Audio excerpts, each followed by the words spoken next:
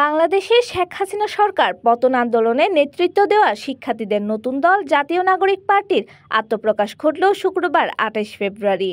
দলটির আহ্বায়ক নাহিদ ইসলাম বক্তব্যের শেষে ইনকিলাব জিন্দাবাদ স্লোগানটি দেন। শুধু তিনিই নন, নতুন দলটির প্রায় সব শীর্ষ নেতা বক্তব্যের ইতি টেনেছেন ইনকিলাব জিন্দাবাদ স্লোগানটি দিয়ে।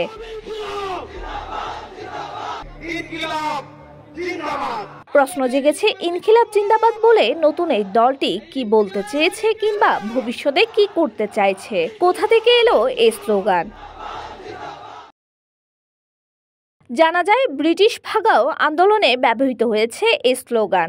তবে প্রখ্যাত ভারতীয় ইতিহাসবিদ ইরফান হাবিব ইনকিলাব জিন্দাবাদের অর্থ করেছেন বিপ্লব দীর্ঘজীবী হোক।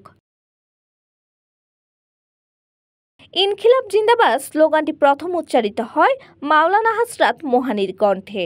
১৯২১ সালে প্রথম এই স্লোগানটি ব্যবহার করেন।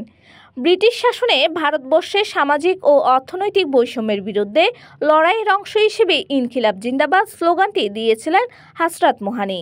এরপর এই স্লোগান উপনিবেশ বিরোধী সশস্ত্র সংগ্রামের নেতা ভগৎ সিংয়ের কণ্ঠেও বারংবার উচ্চারিত হয়েছে। বাংলাদেশে ২০২৪ সালে জুলাই বিপ্লবের সময় স্লোগানটি নতুন করে তাৎপর্যপূর্ণ হয়ে ওঠে। জুলাই বিপ্লবের স্ফুলিঙ্গ এই ইনকিলাব জিন্দাবাদ প্রতিরোধের ভাষা।